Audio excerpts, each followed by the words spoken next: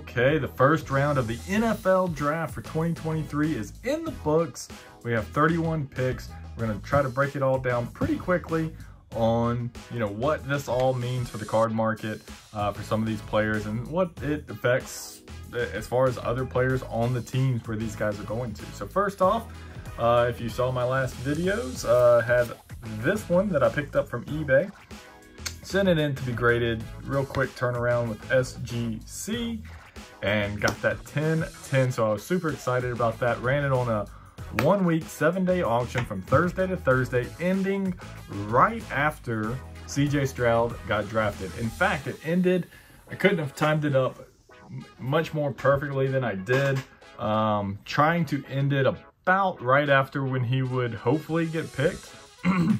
And it was 2 minutes after he got picked that the auction ended. So maybe would have preferred a little bit more leeway there, maybe a 20-minute time frame, so people could have time to go search eBay, pick it up and stuff like that.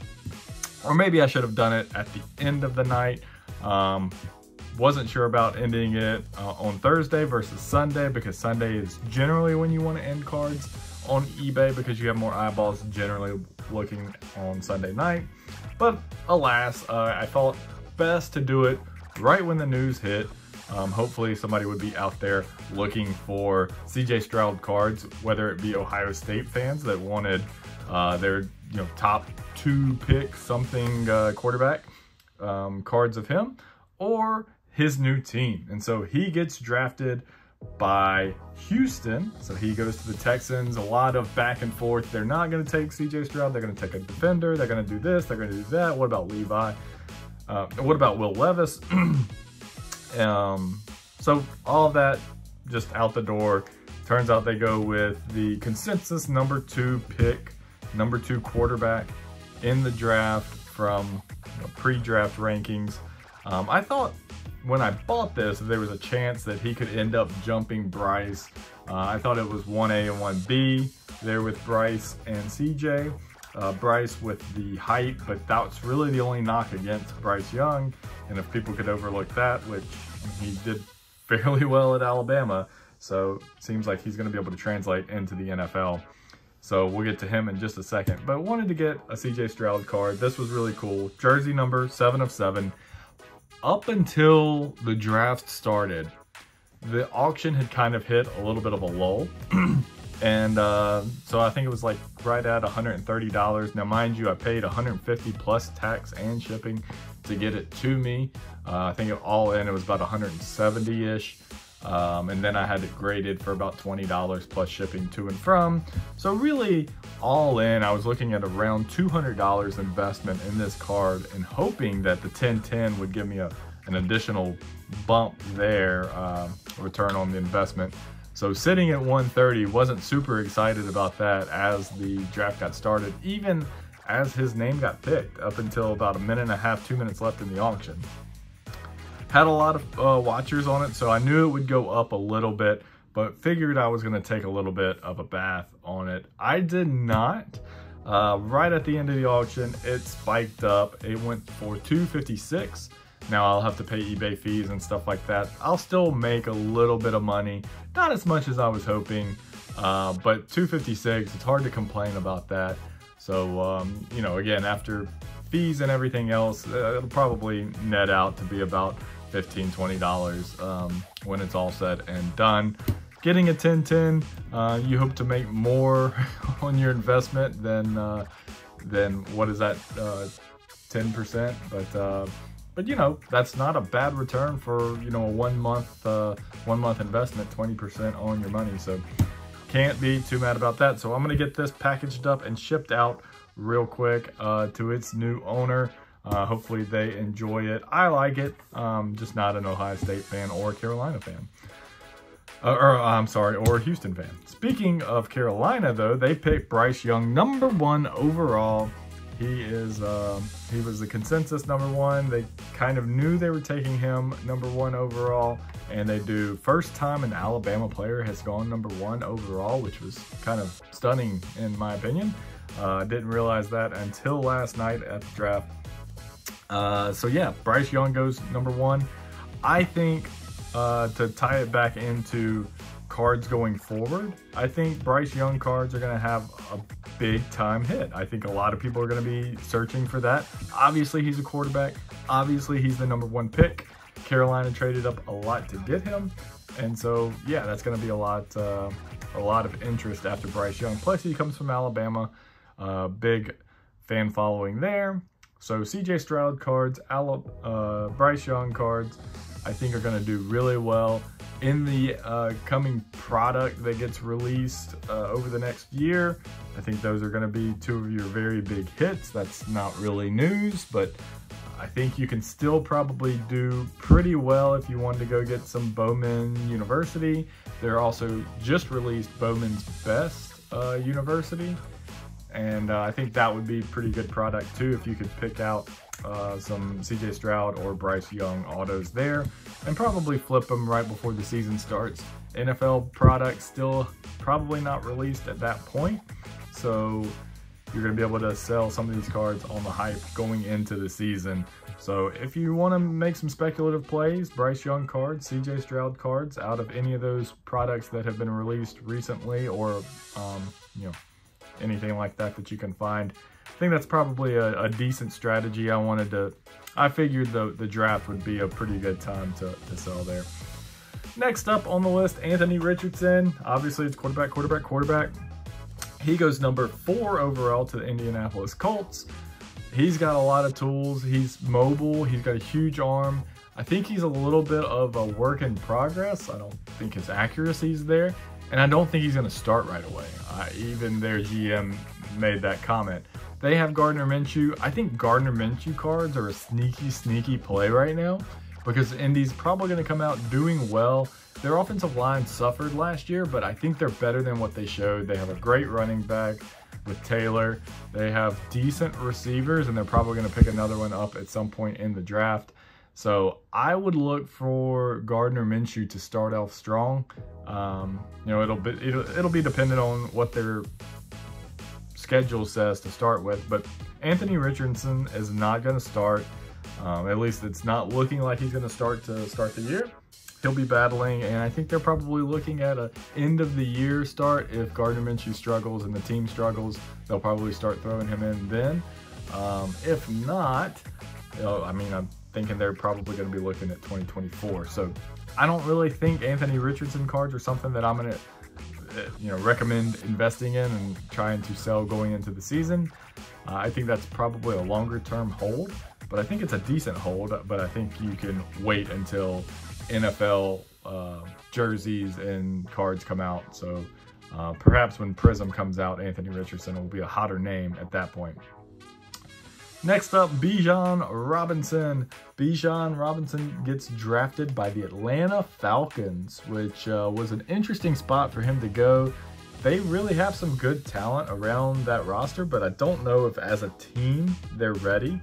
They play in a weaker division, so NFC South is kind of up for grabs, but they're going to be competing with Carolina, which looks good, and just added a top-tier quarterback, although it'll be a rookie.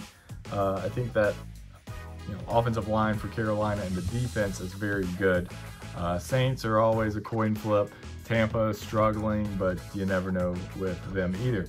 So, again, they use a number 8 overall draft pick on Bijan Robinson when they had just used, I think it was number 2 or number 3 draft pick on Algier. Not number 2 or number 3 overall, but a 2nd or 3rd round draft pick on Algier last year. So he was a 1,000-yard rusher. So I didn't think that they really needed Bijan Robinson, but hey, you use that kind of draft capital on somebody, then you're planning on using him. I think they're going to use him in the pass game. I think they're going to use him in the run game. They're going to use him as kind of a utility tool weapon all over the field. You also have Drake London and the tight end there as well. Atlanta's going to be probably a fun team to watch. And from fantasy football purposes, Bijan Robinson landed in a good spot there. Running backs cards don't usually do great, and I don't know that Atlanta is going to be a top tier team going into the playoffs and making noise in the playoffs. They could, and could surprise me, but I just don't think that they're going to have enough big-time plays and big-time wins for Bijan Robinson to really skyrocket like he would need to. It's a number 8 overall pick, so it's probably not the worst idea, especially if you're a Bijan fan, a UT fan, or an Atlanta Falcons fan. You could get some of his cards, but I don't see him just being just this crazy ROI guy. Kind of a neutral card there. Next up, the 5th card that I have would be a Jordan Addison card. So kind of out of left field here. Wide receiver from USC gets drafted by Minnesota. So the Vikings replace their departing Adam Thielen. Adam Thielen goes to Carolina, so he'll be catching balls from Bryce Young. And so now Jordan Addison will be across from Jay Jets. So yeah, he gets picked up in the, let's see, number 24 is where he was picked by Minnesota. So I think it's a good spot. There's an opening there. There's other good receivers. They're not going to be able to double too many. You know, Justin Jefferson's probably going to get plenty of attention, so that's probably going to leave Jordan Addison some availability to get one-on-ones and maybe beat some coverage, get some big plays. And he's a good talent, so a little bit undersized, but I think that's going to be good for that team. And yeah, so I think that's a pretty good kind of under the radar pick that going into the year, he could probably make some good return, make some good noise there, and do good stuff. All right, so that's my top 5 card reactions from the NFL draft first round. Some others that I wanted to mention here. Jahmyr Gibbs was drafted number 12 overall, a running back from Atlanta, or a running back from Alabama. He gets picked up by Detroit, which was super weird for them to pick a running back, especially that high. I don't know what to think about this. Again, I'm not super sure. They picked DeAndre Swift not too long ago, so he's a couple years in. And they just signed David Montgomery from Chicago on a free agent contract. They picked him up and paid him a decent contract, so they already had 2 big-time running backs there. Jahmyr Gibbs jumps right into the top of that fold. When you use a number 12 overall pick, you're going to use that player. So he is a great pass catcher, so I think that they're going to use Swift more as that battering ram short yardage back and use Jahmyr Gibbs as more in receiving threat. But Swift can catch the ball too out of the backfield. I think this definitely hurts Swift's value. I'm not sure about Jahmyr Gibbs in upcoming product. I'm not going to be picking up any of his collegiate stuff for him going into the year, but something to keep an eye on. And then for fantasy football, it'll be interesting to watch as well. Just really interesting on the heels of the Montgomery signing to me. They did lose one running back in the offseason to the Saints, but yeah, so Jahmyr Gibbs joins the Detroit Lions. Again, it's going to be a fun team to watch, plenty of offensive power. So yeah, that's one card to think about and watch. Matt Corral, quarterback for Carolina, drafted last year in the 3rd round. The Panthers made some trades, not anything huge to get him in the 3rd round. I think they traded a 3rd round from 2023's draft and their 4th round from last year's draft to move up into the 3rd round and pick him. Ole Miss quarterback was injured before the year started and so missed the entire 2022 season. And now he gets replaced by Bryce Young. So long, Matt Corral. Hopefully, you know, he lands somewhere else and has a chance to make some noise if you're holding his cards. But if you're holding his cards, that was a tough night. But you knew that was coming. You knew Carolina was getting a quarterback. So similar, also Houston's quarterback, David Mills. See ya. I'm sorry that's over as well. Be relegated to backup for CJ Stroud there. Jackson Smith-Njigba, I think he went to a pretty bad team for card value. He was picked number 20 overall, which is lower than I expected him to go. He goes to Seattle, which, you know, is DK Metcalf, and he'll be playing probably number 2 to DK Metcalf. And, you know, not a lot of people paying attention to Seattle. They have a great fan base, but nationwide, you're not talking about like you are, you know, the Patriots or the Cowboys or some kind of big market team like that. And I just don't know that that's going to be the best spot for him. So I don't see his cards doing great. Yeah, and then somebody I do see his cards doing well, Lamar Jackson signs his contract, goes back to Baltimore, highest paid quarterback, highest paid NFL contract. And so his card stock is going to shoot up. Stays with Baltimore. He gets Odell signed by the Ravens in the offseason, so additional weapon there. And then with the number 23 pick, they pick up Zay Flowers as well. So he's going to have plenty of firepower to use, plenty of weapons to spread the ball around. And so I like Lamar Jackson. I think his stock is on the rise after last night. Last but not least, Quentin Johnston is an interesting pick. Went number 22 overall. He's a wide receiver out of TCU and gets picked up by the Chargers. Very interesting there, pairing him along with Keenan Allen, Mike Williams, Jordan Palmer.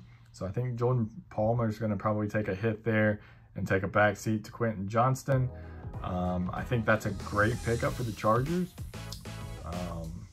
It's a great team to be added to. So, you know, he went to one of the best places he could go to. It's unfortunate that Smith-Njigba didn't go there, but Quentin Johnston is a talented wide receiver, and yeah, joining the likes of that wide receiving crew with Keenan Allen up in the air, Mike Williams up in the air as far as their future goes in coming years. So I would expect you know, good things to happen for Quentin Johnston, a wide receiver, so not going to be super highly sought after, and you know, but it is a card to keep an eye on going forward. So that's all I've got. You know, let me know what you think. Who do you think saw the best rise from existing players on NFL rosters? And who do you think saw the biggest drop? And then which of these rookies do you expect to make the biggest amount of noise? Is it Carolina's Bryce Young with that 1-1 overall pick? Is he going to be the guy to get? What about Anthony Richardson, CJ Stroud, any of these other tool athletes? You know, Bijan Robinson, Addison, all these receivers. Let me know what you think. I'd love to hear it. And yeah, looking forward to round 2 tonight.